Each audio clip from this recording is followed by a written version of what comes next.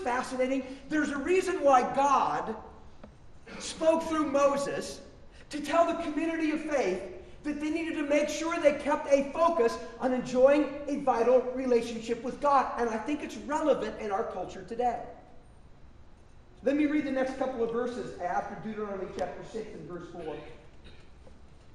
It says, when the Lord your God brings you into the land he swore to your fathers, to Abraham, Isaac, and Jacob, to the land he wants to give you, a land with large, flourishing cities that you did not build, houses filled with all kinds of good things that you did not provide, wells that you did not dig, and vineyards and olive groves that you did not plant.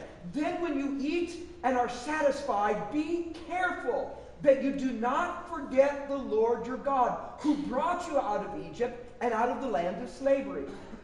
Fear the Lord your God and serve him always. Do not follow the other gods, the gods of the people around you. See, here's what God feared. God feared that prosperity would distract us from the thing that matters most, enjoying a vital relationship with him. And that when we were distracted from what matters most, we would be tempted to follow the gods of the people around us. Now here's a question for you. What are the gods that are worshipped in the lives of the people around us? I mean, within our culture. You know, think about this for a minute. To what do people give their worship? To what do people give the best of what they have? To what or in what are people depending to deliver the best life possible?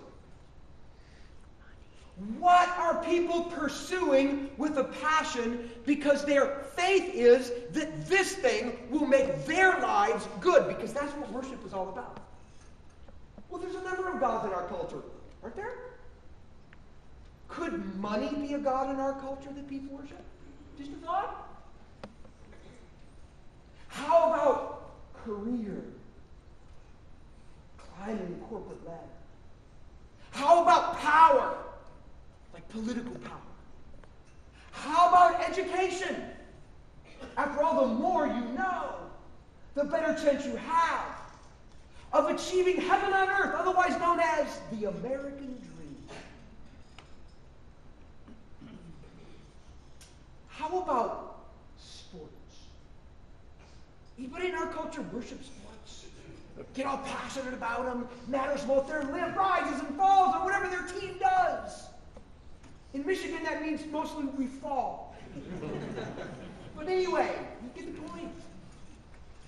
I mean, these are the most prevalent gods of the culture around us. The god of money, and the god of power, and the god of career, and the god of education, and the god of sports. And people all around us in our culture are making all sorts of sacrifices in order to passionately pursue what they really are giving their best to, and what they think can give us the best life possible.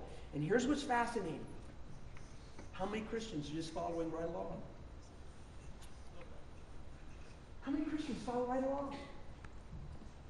As though somehow, in some way, they actually believe you want the best life possible, you've got to have that kind of education, because that's the key.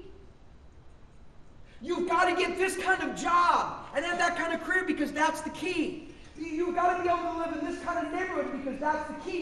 You've got to be able to have this kind of power and influence, because that's the key. And listen, none of those things are bad. But are they the key? Is that what it takes to have the best life possible? Is that what we should pursue at all costs, including making spiritual sacrifices? Now, I know that on Sunday morning in church, or in our case, in Sunday morning in a high school, we go, no, we know that's not true. But then come Monday, it is so easy to live contrary to what we profess, isn't it? It's just hard. Or it's easy to do, I should say. It's easy. I remember on one occasion, just like it happened yesterday, this was like a couple decades ago, a young couple that had a like a 1-year-old child. I had performed their wedding ceremony. And I heard that they were struggling. I heard they were looking to divorce. And I heard it's because there was unfaithfulness. And so I showed up at their house. I had a good relationship with them. I said, I just want to talk. We sat down at the kitchen table. And he was there, and she was across the table, and I'm sitting there. And it turns out, yes, indeed, he was being unfaithful. He was having an affair. And she's crying, and he doesn't want to look at anybody. And I'm talking to him, I'm going, you realize this is not what God wants for you, right? This is not the way to life. And he goes, I know. And I said, so God would want, and your wife would want, and your child would certainly want you to cut off this other relationship and really work on making your marriage be what you dreamed it was to be in the first place. He goes, I know. And I said, well, then let's make a choice right now to cut off the other relationship. Matter of fact, let's make a call right here. And just say, it's over, it's wrong, everything else. And he looked at me and goes, I can't. And I'm like, you know that this way is going to really mess up your life. Yeah. You know God wants this. Or doesn't want this. Yeah. You know this is hurting your wife deeply. Yeah. You know it's wrong. Yeah. But you don't want to end it? No. And I don't know why I did this. My Bible was laying on the kitchen table, and over on the other corner in a stack of mail was some magazine. I don't know whether it was, I don't know, Vogue, Shape. I have no idea what it was. There was just a picture of this very beautiful girl's face on the cover. And I remember I slid my Bible over, and I slid the magazine over, and I said basically to my friend, you're making a choice right now.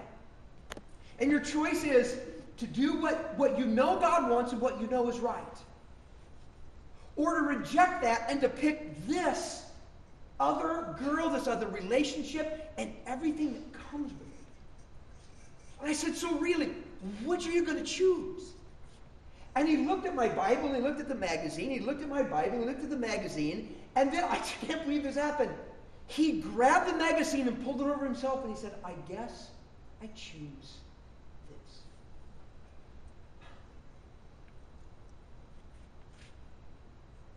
I mean, you say you believe all of this, but now you're making this choice that contradicts what you say you believe, and that leads down a path nobody really wants to go. And that's exactly the path he walked, and the consequences were just about as bad as we all tried to warn him of. But one of the reasons that burned in my mind is I thought how easy it is for us to be kind of like that. Yes, we know what matters most is having a vital relationship with God. We get it. We know what matters most is knowing Him and following Him and loving Him and living in His ways, because God can deliver a life that is really life. And yet we can make so many choices that seem to betray that somewhere inside of us we still have the belief that if you really want a good life, you've got to have, fill in the blank. That money, that career, that power, that home, that car, that fame, that whatever.